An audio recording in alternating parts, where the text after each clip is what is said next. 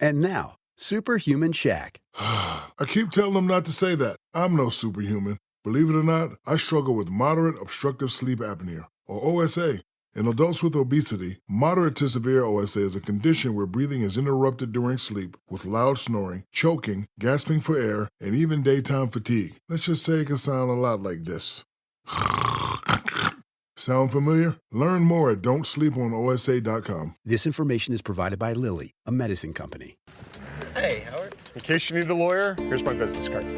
I'm attorney Howard Ankin. Oh, hey, Howard. If you or someone you know has been hurt at work, Ankin Law can get the medical bills paid, the lost wages reimbursed, Oh, hey, Howard. and the compensation you deserve. Hey, Howard. We're one of the largest filers throughout the state of Illinois of workers' compensation claims. We're here to help. Call 312-6-million. Injury law made personal, that's Ankin Law.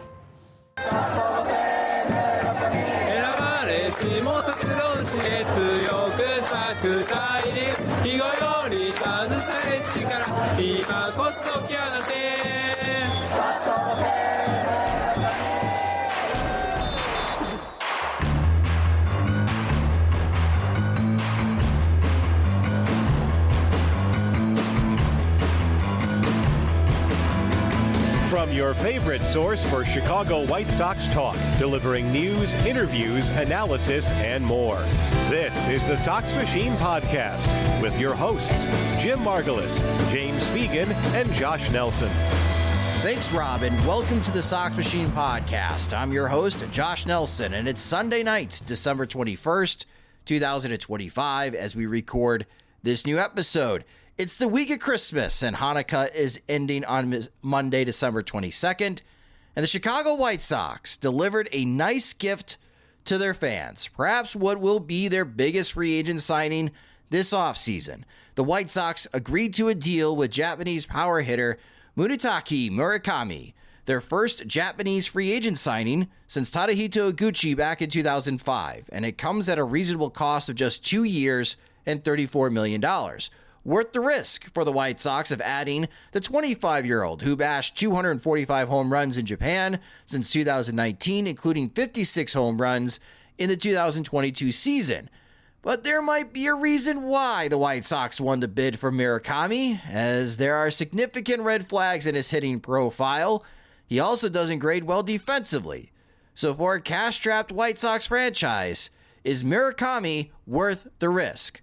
That's the question we're going to try to answer in this episode. And joining me are Sox Machine's beat reporter James Fegan and managing editor Jim Margulis. And hello, gentlemen. Again, 2 years, $34 million for Munetaka Murakami. He will be wearing number 5. You can go to the White Sox team store and already buy his jersey, no matter what kind, home, away, alternative, city edition. They already got it on hand.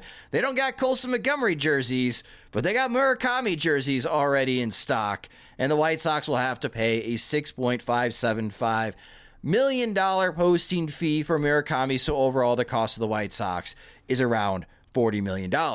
James Fegan, at the onset of the offseason, it just didn't appear, based on the predictions that other outlets made of what Murakami is asking for / could sign for, that the White Sox would be serious suitors for Murakami. But here we are. The White Sox end up signing him. What was your initial reaction to the news? Initial reaction, oh man, I'm supposed to be at the gym in a half hour. This is this is going to get complicated fast. I have a lot scheduled Sunday. Well,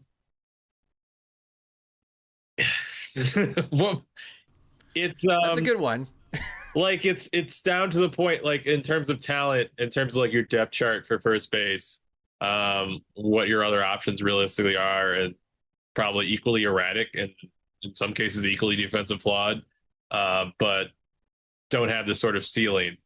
And certainly what his value slipped to back like at the start of the offseason when people were predicting him potentially get triple digits, if some team really fell in love with like the raw power. It seems like a bargain, relatively. It only stands out that, well, the only question that kind of comes with the White Sox is that it slid into their price range, but is this going to be their big outlay and thus like they have a finite level of big outlays. Is this your one? And it's the one that has probably a lot of variance. And like, if this is your one shot at this level, certainly maybe this off season, but yeah, I don't know how regularly they will pay people like over $15 million in free agency per year. Should the chances of getting like like someone who's just not a 2-WAR player, like annually, or, quickly, like, hey, this is just not going to translate. There's a lot of risk involved with that maybe is underplayed when we talk about low risk signings. Every time it's like somebody who's on a short-term deal or seemingly jettisoned without it being a years long thing. But if you're not taking that many shots, it is maybe a bit more risky than it implies, just by looking at like, hey, it's not like first base is going to get worse if he bottles out at this point. Jim, how about you? What was your initial reaction to the news? Cool. Not, I would say super excited about the production possibilities, just because of the amount of swing and miss in his game in NPB, and just listening to Anthony Kay talk about how nobody strikes out in Japan, and how you have to tailor your entire approach to pitching around not chasing strikeouts. And then you have a guy who's nearly striking out 30% of the time, posting fantastic numbers around it, but you hear about velocity concerns and such, and it's dampens some enthusiasm. But the White Sox have not had a Japanese player since Kosuke Fukudomi in 2012. They had a neat little run with Shingo Takatsu and Tadahito Ikuchi, and like, we enjoyed the production, but also like the I guess the cultural exchange of it all, the novelty, and then to go 13 years without it, and not have any of the stories or the interest, or just I'm looking forward to what James encounters, just with the amount of media that shows up at White Sox games, and how different that is, given that the beat has shrunk, and like they haven't been worth following. So like, there's a surge of interest, and it is probably pound for pound or dollar for dollar, like the most interesting move they could make, and it leverages like their what they had to offer, which is playing time at first base and no real impact if he busts. The thing that jumped out to me was reading Fangraphs and Michael Baumann talking about the 73.4% contact rate, and like, that was Colson Montgomery's territory right before he got the torpedo bat. So is it that simple? Just give him a different shaped barrel, and all of a sudden he's fixed, and his problems will be now just like whiffing and everything outside the zone. I don't know if the White Sox it's a situation where the White Sox were lowballing, thinking, oh, we'll never get our offer accepted. And like, holy crap, we won the auction. We didn't intend to pay this. Like, imagine at that price, there's like, hey, this guy's interesting. The power's legit. Let's see if we can make it happen. And if it doesn't work for 3 months and it clicks, like, the White Sox can afford that because they have no immediate expectations. Like, this is the best possible use of the unlimited runway they have. And I'm looking forward to seeing what happens. To expound upon something I thought while Jim was talking, to improve upon my initial blink of initial reaction, I think the White Sox are more and more like trying to form themselves as an organization that develops talent, or like feels confident handing people to Ryan Fuller's operation, or simply needs to survive that way, where they're producing their own guys in house a lot more because they don't usually have the money for these sorts of swings. That sort of approach, especially like working the waiver wire as much as they do, you're not going to get upon like your hands on like a lot of 80 tools. So I think from them, this feels like a scarcity of opportunity that's worth it to be like, well, we're not going to get anyone like obviously Wolko's in the system, but as far as like near major league ready, or obviously going to go straight in the majors with this sort of juice, like they're not going to really produce that internally anytime soon. So if this is what they're going to become specialty at, or good at, as far as like drawing more out of tools than what's previously been shown, this is like a really compelling hunk of clay for them to work with, if they believe in that operation going forward. My reaction the last couple of days was a little bit of an eye roll when both Mark Feinsand and Scott Merkin of MLB.com, Merck, of course, friend of the show, covers the White Sox, saying that the White Sox are interested. And we're getting really close to the deadline for Murakami Monday. And I'm thinking, poor Murakami, like nobody is offering anything to him. It's been weeks and heavy analysis as far as all the metrics in Japan and raising all the red flags, especially, and we'll talk about those during this podcast, that if the White Sox could be, are they the last team? Are they the only team making an offer? And to your point, Jim, obviously they made this legit offer that they were comfortable in doing so.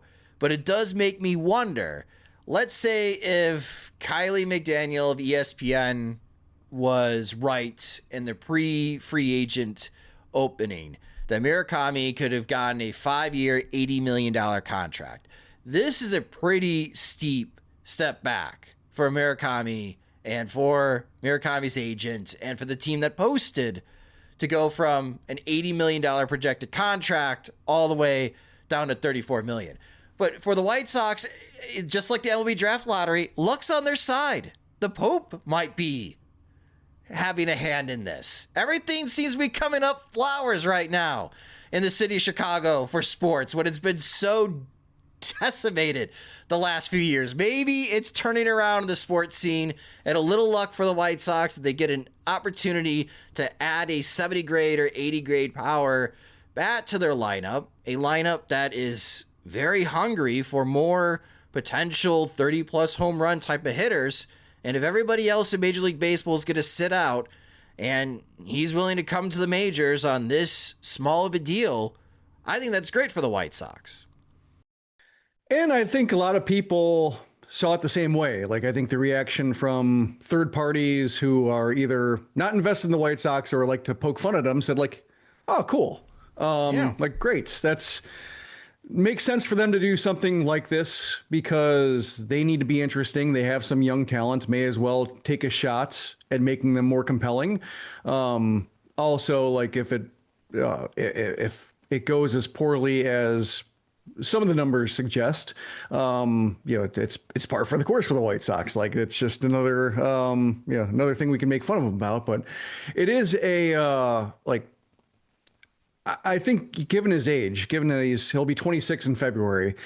So like if it goes well enough, he'll re-enter free agency at 28, which is, perfectly fine, to get paid as a bat if you show major league, above averageness, which, I think predicting him for stardom, it seems like a stretch for anybody at this point, but just, he being somebody who homers enough to offset other flaws while playing a decent first base, like that's eminently reasonable outcome. So I think that the term of the deal makes sense for him, just to, if he has concerns or if he knows that I have some adjustments ahead of me to, have to react to major league velocity or to cut down my strikeout rate or at least maintain my strikeout rate from one league to the other.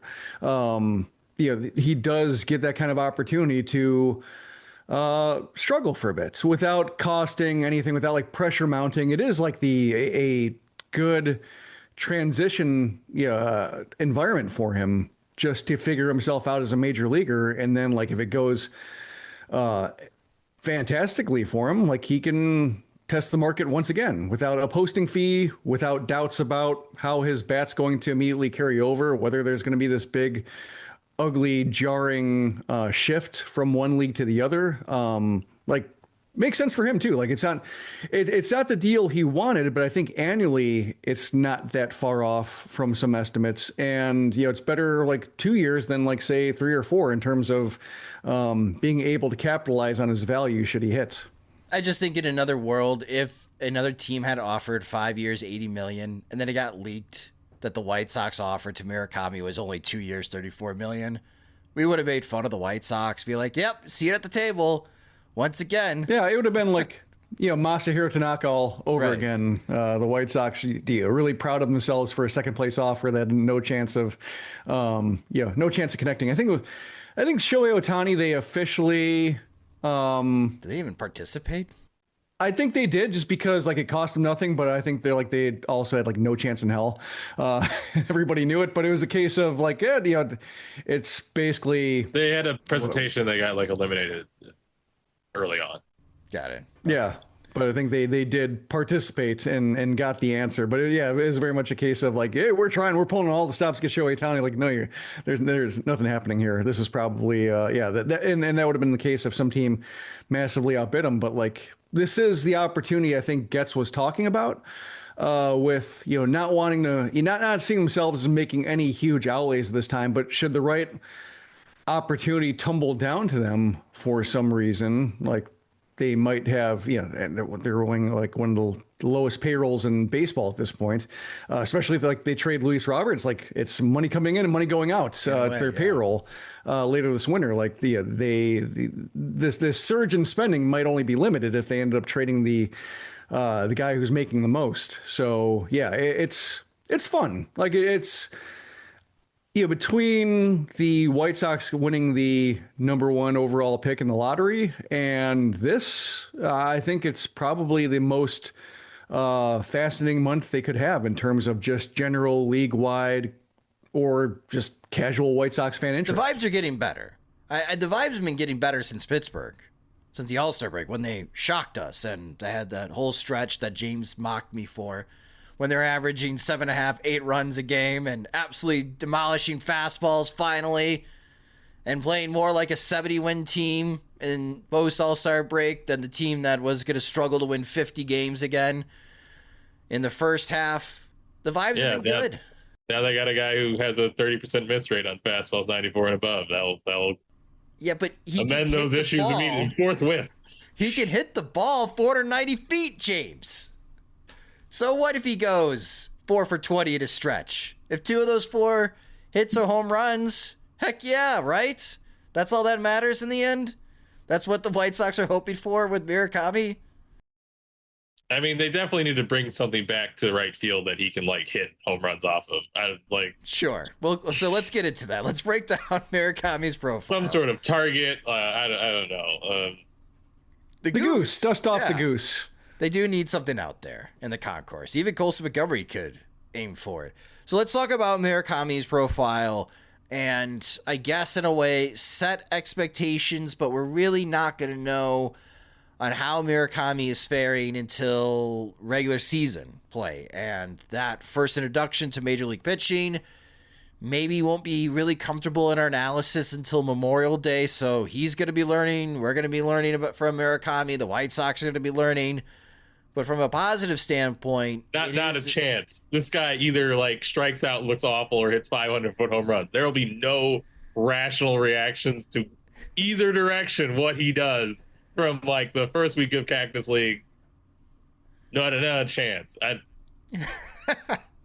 right. Live in the world that we're in. Yeah, that is true. One of the things that did catch my eye, though, James, so talking about the positives, obviously the power. And on Fangraphs, you and Eric Longenhagen, like, is this a potential of 80 grade power? Is that what you guys are talking about when you're writing up about the power and what you have heard from other scouts when it comes to Murakami? No, like, it's actualized. Maybe the game power is like a 70 because of all the whiffs. But as far as like raw numbers, I don't know if it's like Stanton, but I think we put it at like all the way up. So like, it's not like I had a friend like texting me like snarkily, like they talked about him being Babe Ruth, but at that point in the video they show him like just hitting a single to the opposite field. It's like that's not gonna be the issue. Like it's not like it's not going to translate to the same ball or the same environment. Like we have it as an 80. I don't know if it's going to be like at Stanton, but like it should be like in the top 5 percentile as far as like exit velocities in the sport, I would think. Okay. The one number that not the question mark. The one number that caught metric that caught my attention though, James, is his walk rate. He has posted double-digit percentage walk rates in Japan every year, a 14.3% walk rate from last year. So we'll talk about the contact issues in our next segment here about the red flags. But from a positive standpoint, I mean, he might be a low contact guy, but is there a chance that he could be a high OBP, like a 340 OBP, because he does have the ability to draw walks? I mean, I think he's probably MVP if he has a 340 OBP, or pretty dang good. It's more like average chase. He's not like a super great play distance guy. He'll definitely chase at the bottom of the zone a little bit, but it's not like a weakness. And just the level of power he produces and the way he gets pitched. And obviously the extreme level of punishment for leaving a mistake in the zone versus the high probability reward of getting him to chase. I think he's going to see a lot of efforts to pitch him out of the zone, try to get him to chase at spin, and his walk rate could be elevated, both because he's probably baseline would be 7 or 8%, and he'll probably get pitched a little carefully unless he's just getting abused by four seamers in the zone in a way that simplifies the attacks against him. But I don't think he's going to have an above average OBP if he's hitting like 190 or 180, and it's that level of like Joey Gallo production. I think it's more like be happy if he's got a 300 OBP, but it's not a negative in his profile. It's a slight positive. I would say that it's a little bit of byproduct of his style of play, though. And now, Superhuman Shaq. I keep telling them not to say that. I'm no superhuman. Believe it or not, I struggle with moderate obstructive sleep apnea, or OSA. In adults with obesity, moderate to severe OSA is a condition where breathing is interrupted during sleep with loud snoring, choking, gasping for air, and even daytime fatigue. Let's just say it can sound a lot like this. Sound familiar? Learn more at don'tsleeponosa.com. This information is provided by Lilly, a medicine company. The clock's running out on December deal drops at Lowe's, but there's still time to wrap up something they'll love. Shop great gifts under $50, like the DeWalt Elite Series 100-piece bit set. Plus, if you order by 2 p.m., you can get same-day delivery by 8 p.m. Shop December deal drops while you can. Lowe's, we help, you save. Same-day delivery on eligible in-stock items, subject to availability. Fees vary. Details at lowes.com/same-day delivery. So let's talk about some of the concerns, and Jim mentioned the big one, James, the contact rate of 73%. But on Fangraphs, and Ergen Longenhagen wrote about this, the contact rate on fastballs greater than 93 miles per hour. So this is going to be one of those metrics that we're going to be paying attention to early. Last year, just 63% contact on fastballs greater than 93 miles per hour within the strike zone. And obviously that's a number that no major leaguer can live with, right? Like that's a number that we're going to need to see at least above 75%, closer to 80% if he's got a chance to stick. I mean, he did slug pretty high, even with that high whiff rate on those. So when he does connect, it's legit. But yeah, that'd be problematic. I mean, he didn't see a ton. That probably represents 20% of the fastballs you face in general. Do we know what that average fastball velocity is in Japan? Because for right-handed pitchers of the major leagues now, it's greater than 94. I think it's up to 95 for majors now. Okay. Yeah, for right-handers. Left-handers get away with less. Yes, they do. I think it's Martin Perez is keeping him down. Dragging it down. It's 93 for lefties. It's basically a long synergy search that's still loading, but I want to say he obviously sees a lot more like 90, 91 than he's going to see here. It was 92. It's the average that he faced last year. Got it. Okay, so with him coming down to the majors, theoretically, he could get better with more exposure, is what I'm saying. He's timed up for what he's seen a lot. So I think seeing 95 is more of a change of pace down there than it would be here. Is my optimistic spin on it. But yeah, that's part of why there's scouts who texted me who think he's just going to totally be a bust. He could just strike out way too much. It's really hard to produce around 40% strikeout rate. It's not about aesthetics, about the game being boring or how it looks, being too many strikeouts. If you just have that few shots on goal, your hit rate kind of becomes irrelevant at a certain point. No, and that makes sense. I think this would be a good question for the director of hitting for the White Sox, Ryan Fuller, of what is the plan of attack now that Murakami is part of the organization. Work with Murakami, hopefully before he arrives to spring training. I assume Murakami is going to be part of Team Japan for the World Baseball Classic. He was in 2023, so he might not get that much time to work with White Sox coaches during spring training until the tail end of spring training. But what will the White Sox do to try to help Murakami when it comes to fastball velocity?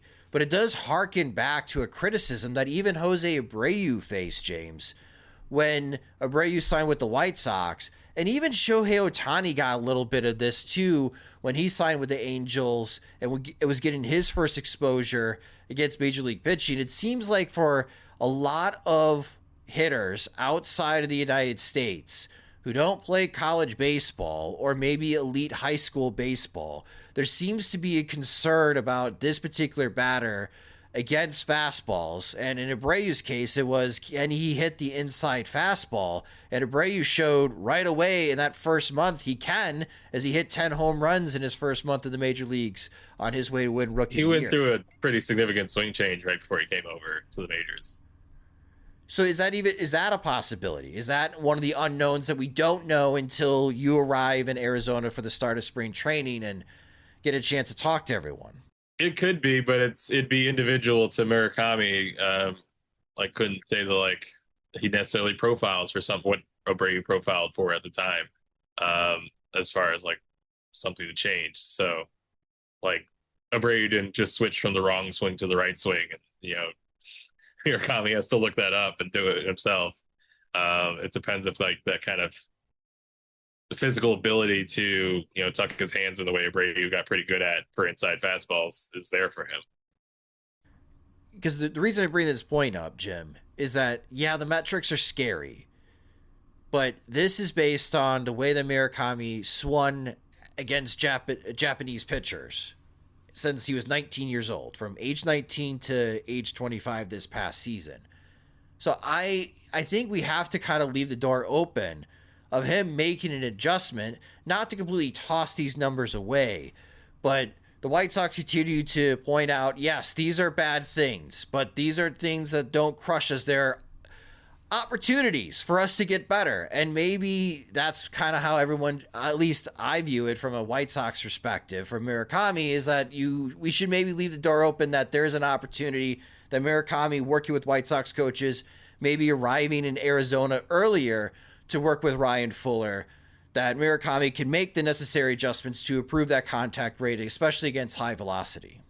Yeah, you hear it a lot with prospects, especially ones who cruise to the lower minors and then struggle. We heard it just most recently with Colson saying oh, it's good that he struggled. He's always been able to be the best player on the field at every level he's played. He's never had to encounter struggles.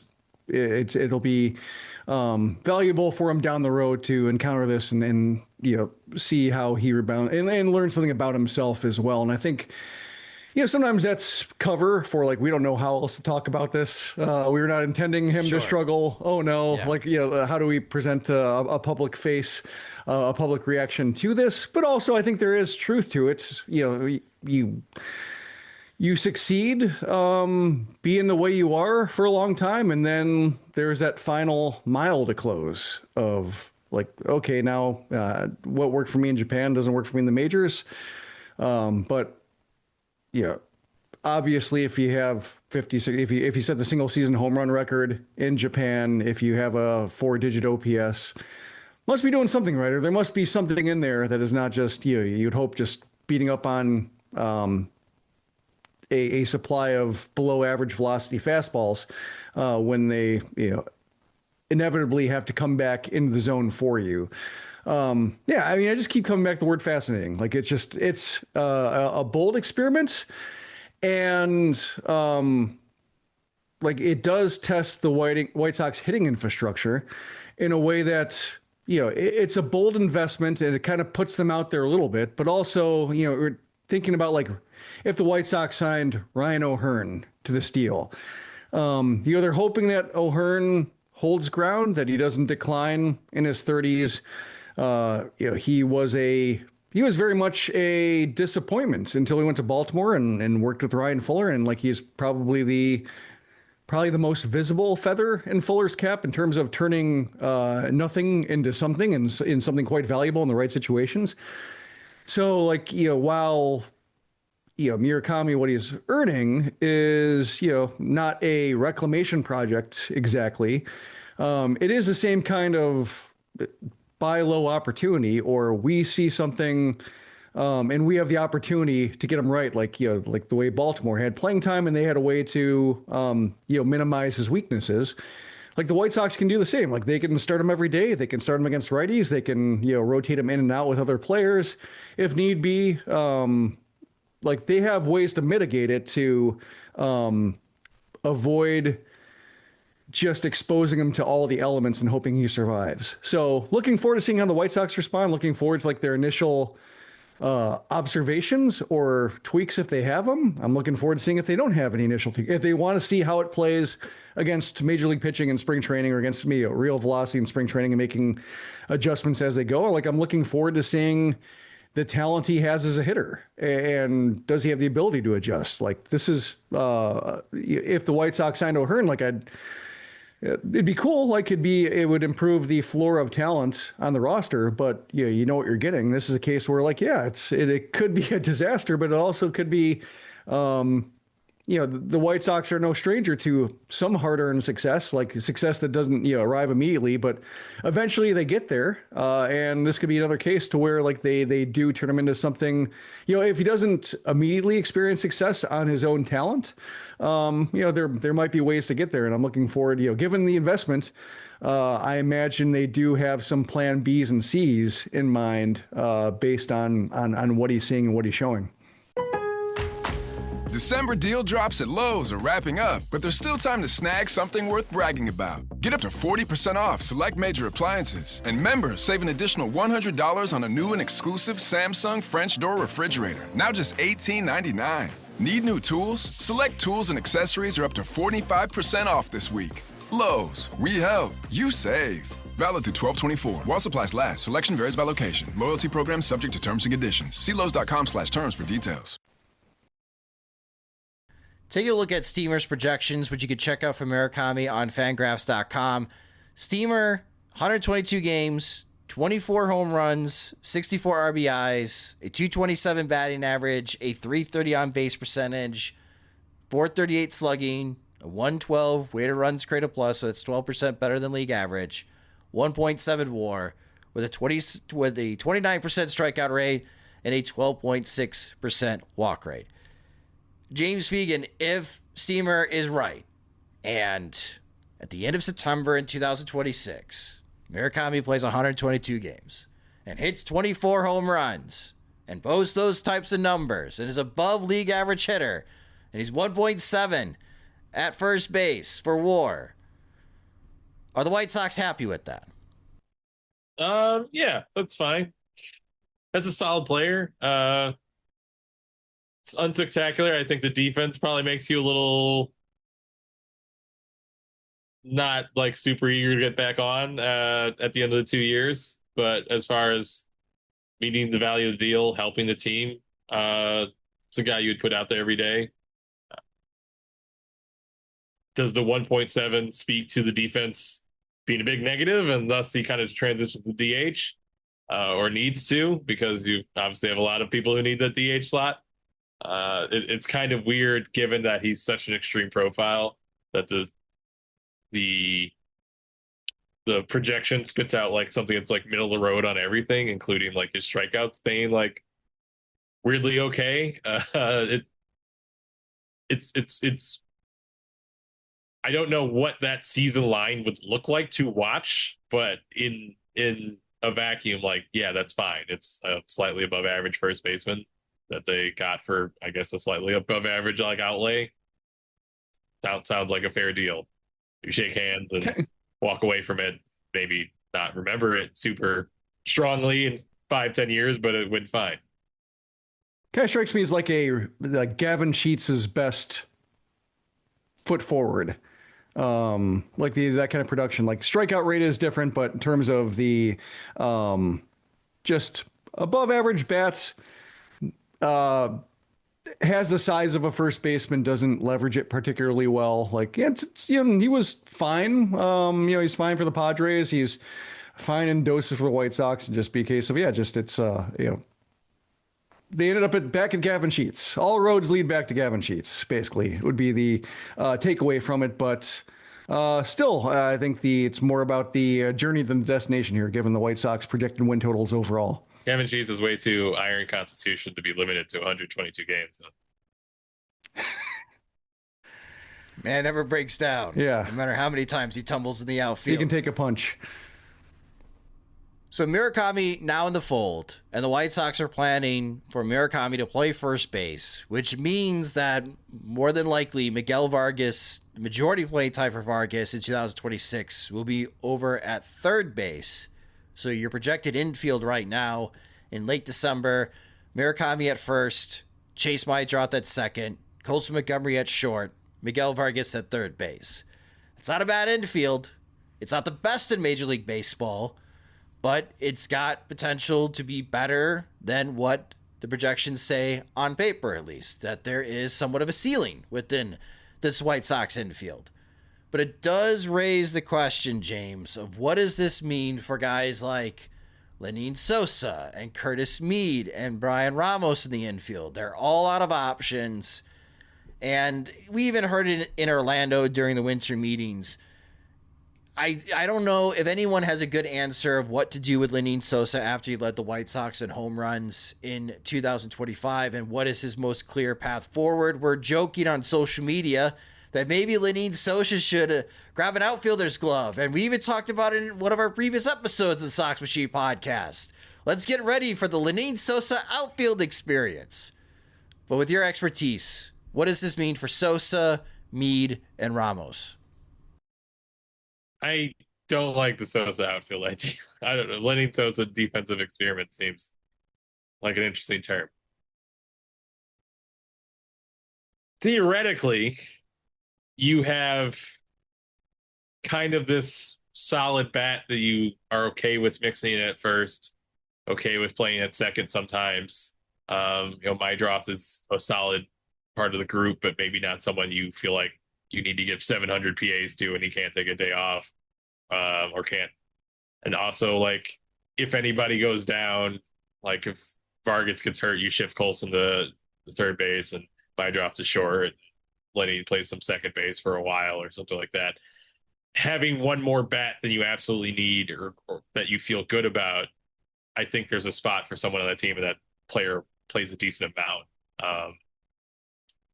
As far as like three other guys who are all in the same out of option situation, and one, Ramos was like just not even really getting in the rotation of getting regular use his last time up and wasn't necessarily setting triple on fire in a way that would demand it.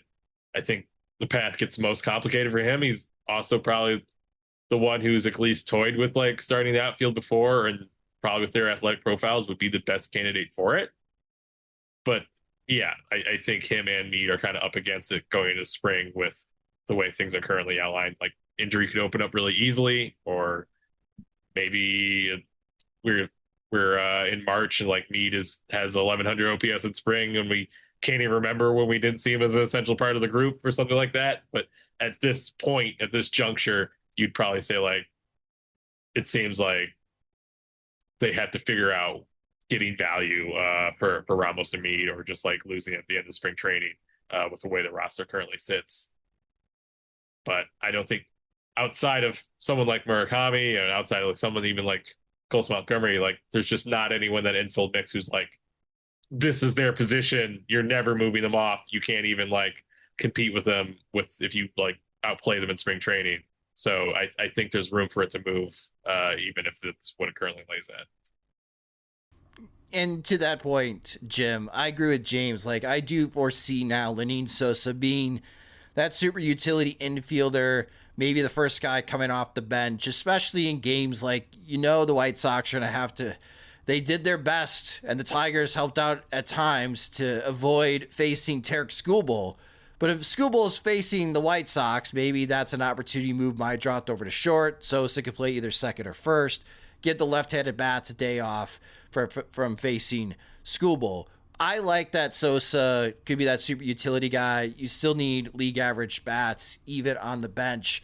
But I don't think this is good news for Curtis Mead or Bryan Ramos. I would say Sosa's more utility guy than super utility guy. Like, I don't think there's anything super about his defensive profile, but you can have him league average bat though. Yeah, you can have him stand in different places, and not feel bad about it for more than a game at a time. And like, if he makes just an infuriating decision, I think everybody is probably possesses some capability of laughing at it or knowing what they're getting, or just being like, shrug emojis all around. So, I think Sosa fits in. Also, like, I have the kind of theory that he elevates his game to never be like the worst option, which makes me think like, that either he's going to continue to improve in a way that kind of just annoys the White Sox front office. Like, who will rid us of this meddling Sosa who just like constantly hits too well to bench, but also doesn't play anything well enough to like feel secure about, and like he's just always dangling. He's like a floater in their long-term vision. Like, I can't see where is this guy? Like, why he doesn't fit neatly anywhere, but we also can't give him up for nothing. So I predict like a little bit more improvement offensively for him in a way that frustrates the White Sox ability to just like decide on him once and for all. I'm with Mead and especially Ramos, I think like I wonder if there's ability to like sneak him through waivers at the end of the spring. Like, I think Ramos, especially if he doesn't make any strides, like if he somehow does capture the form they did a couple of years ago, where like he's got the ability to cover east-west of the strike zone a little bit, and he's not terrible in the outfield in the looks that they give him. Like, perhaps he gets claimed, but I think with the way his stock is kind of stagnated, I think there's just like a lot of guys who are like him in the majors and who may also be facing that same bubble situation, to where at the end of spring, they're all kind of jettisoned and looking for new homes. And I can't imagine all of them will be claimed. So I think, there is a case of, Ramos just like taking your shot, like maybe not having to trade him, seeing if he gets through. If he gets claimed, so be it. But you're kind of secretly hoping that you just get like 3 more months in Charlotte to see if he can have him improve in the outfield, or see if like they have one more solution for him. But otherwise, I think kind of it takes care of itself. I think even like with Mead before this edition, they were not all that enamored with what they saw, to where like they have to make the Adrian Hauser trade work. They have to get value for it. I guess they predicted Duncan Davitt at the 40-man deadline, so perhaps that's whose basket they're putting the eggs in when it comes to getting a return for that deal. But I would say like kind of Vargas was going to be between third and first. Now this puts him at third.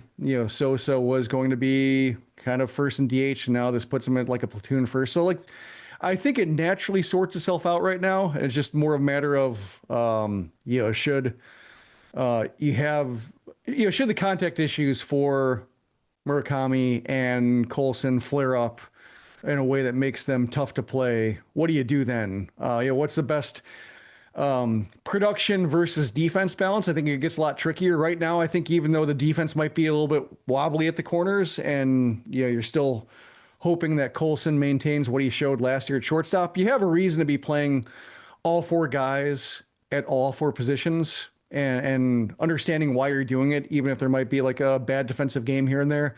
But I think, should the order gets thrown askew for a bit, that's I think where Will Venable's job, it gets a lot tougher, figuring out what's my best defense and can they hit it all, and what's my best offense and are we making life hell on our ground ballers. It'd be nice if they had more strikeout pitchers. Maybe they're coming, and Hagen Smith and Noah Schultz later in 2026. But another aspect to pay attention to early in the season with the current projected starting rotation for the White Sox. But this offseason's not done yet, and they still have some items on the shopping list. And we continue to play this game of trying to guess what's next for the Chicago White Sox. And then immediately, I think it was Bob Nightingale who tweeted that the White Sox are still willing to trade Luis Robert Jr. and mentioned the New York Mets and the Cincinnati Reds as possible suitors. And James, to be a Meatball fan for a moment, after signing Murakami, I want to see at the beginning of the season how this looks for the White Sox with Luis Robert Jr. on hand. I am now pivoting to where, sure, I'm open to the idea of the White Sox possibly trading Luis Robert Jr., as I'm curious in what they could possibly get back for Robert, despite all of the quotes and the positivity that Chris Getz feels about Luis Robert and how much he values Luis Robert being part of the White Sox organization and is expecting Luis Robert to be his opening day center fielder. We still read and hear that the gossip out there is that the White Sox are willing to trade Luis Robert Jr. And being a Meatball, I don't want to see it, James. I don't want to see the White Sox trade Luis Robert after signing Murakami. I want to see what this looks like for a potential White Sox offense at least through June before they decide whether or not they're serious about trading Luis Robert. Okay, I understand your position. Thank you. Jim, does that make sense? Not wanting the White Sox to trade Luis Robert? I think it's, with Murakami aboard with Robert, I think the argument is we may as well capture the highest possible upside starting 9 that we possibly have. If we put a whole bunch of bottles out and we get lightning in enough of them, what will this lineup look like, or what will the defense look like? So yeah, I get it. It's just a matter of, if Robert plays 60 games again, because just another lower body issue undermines him, and then what was it all for? So I think those are the two arguments. To put your words, the Meatball argument of let's make one more run at it, one more job, or is it a case of now is a case where we are trying to shape our roster up into a more just more credible starting 9, and we can't waste another year having Robert being the center field option who's not there for 3 months of the year, and it's down to Brooks Baldwin. So I could see arguments both ways, turning the page on it and being like, okay, this is we're now have a core, and then whatever Murakami turns out to be and whatever we get for Robert is the best option. I can see the White Sox looking at it both ways, but it does seem like if they still want to patch up right field, or if they still want to add starters, or they still want to add at least one sturdy reliever. And I guess we'll find out, or maybe the White Sox or Chris Getz will offer some hints in terms of what they're actually able to spend. Does adding a Murakami necessitate trading a Robert in order to still make the additions they want to make, given that nobody's necessarily anticipating $17 million salary or a $20 million salary when including the release fee that was paid. Is this a case where they saw an opportunity to add and couldn't resist it, or they add but they have to subtract in order to accommodate it? I think that is a good question, James. Do you have any insight on that particular point that Jim made? I mean, I think it certainly affects the level of which they can go about the rest of their offseason. So trading Robert allows you to maybe be more aggressive with what you're going to do for adding another starting pitcher. If you want to get one of those mid-tier guys and you just, spent 17 per on Murakami, or if have your sights fit on maybe more legit right fielder rather than a platoon of guys making $2 million, Robert can free that up. So they've taken this upside swing here, which obviously whatever you do to land them, but what does it necessarily fit? How does it fit on the next contending White Sox team would be possibly a question. And how soon do you expect that to be? And is Robert, give us a timetable, damn it. If Robert's kind of getting traded because he doesn't fit in it, then he has this year and next year a team control. How does Murakami move the picture forward is maybe something to reconcile. But I think, there's a question of how they want to go about this budget-wise with the remaining needs they have. But this is where I agree with the Sox Machine commenters, though. If now, after signing Murakami, that if you still wanted to sign a Peter Fairbanks, for example, or a mid-tier starting pitcher. But the only way I could accomplish that now, if I was Chris Getz, is that I have to trade Luis Robert. I guess in hindsight, why did you pick up the option? Back then, you were totally cool with him being your center fielder. You thought you could trade it at all, which is the main reason to not do it, is if you just think you're stuck with it and he'll never produce up to the level. But if the market's dictating that it's tradable, then that would be self-justifying to you for why you picked up the option. I guess the good news for Getz is that before we started to record, Wilson Contreras of the St. Louis Cardinals got traded to the Boston Red Sox, Jim. And the 3 players going back to St. Louis, I think only one is in the top 30 prospects for the Boston Red Sox. So that was like a pure salary. Please put respect on Yorker for Yarder's name, Josh Nelson. Well, he didn't make the Red Sox top 30. I don't know if he'd be in the White Sox top 30, but it's not that impressive. Maybe he should be, is what some people might contend. Okay, sure.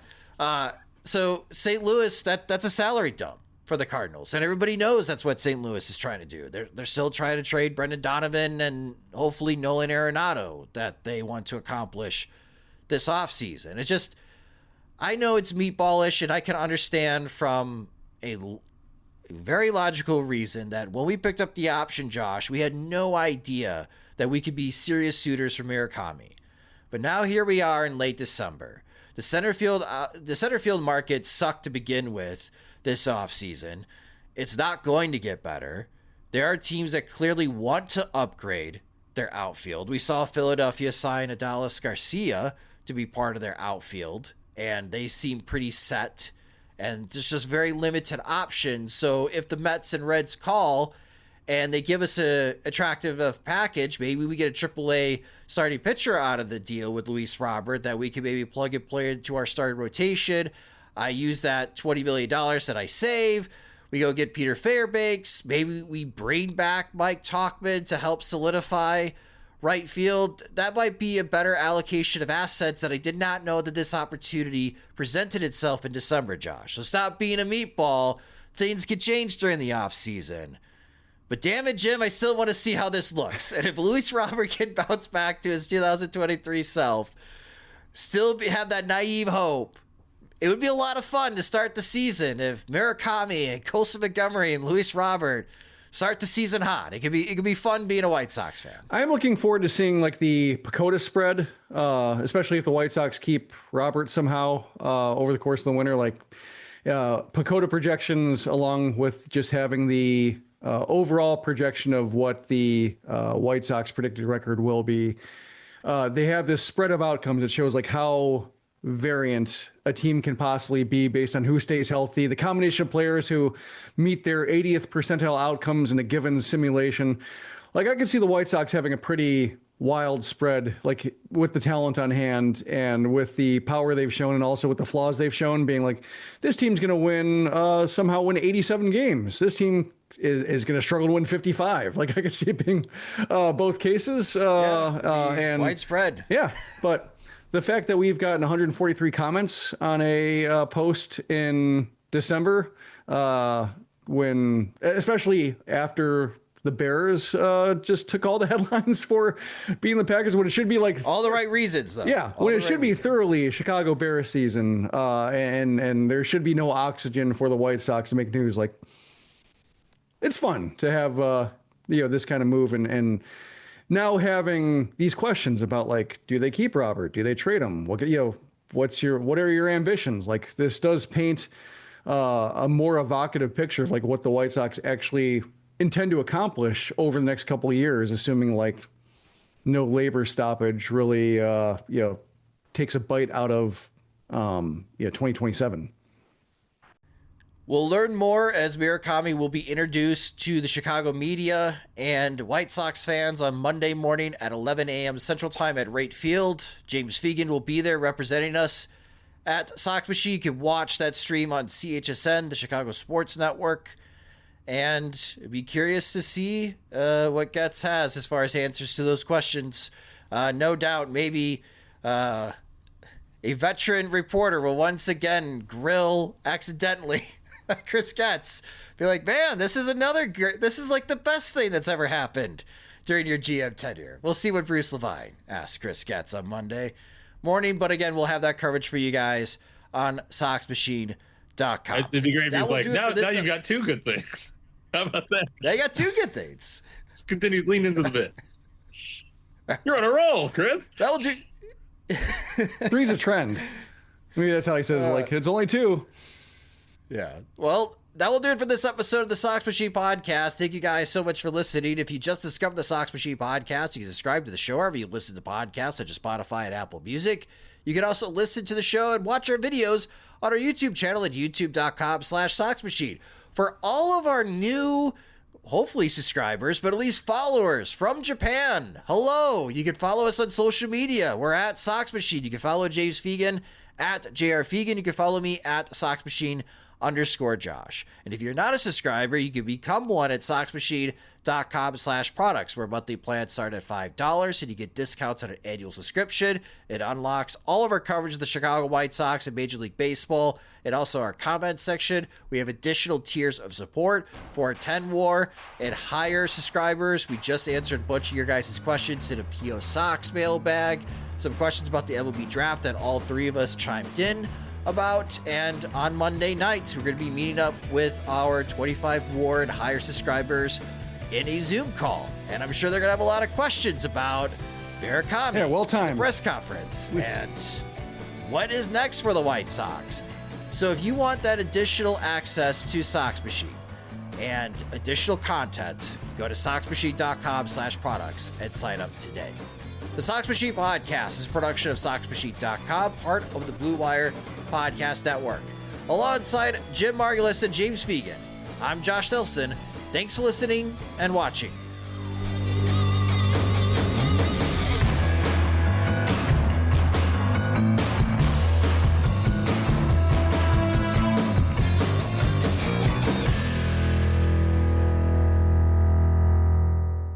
The McDonald's Snack Wrap is back. You brought it back. Ranch Snack Wrap. Spicy Snack Wrap.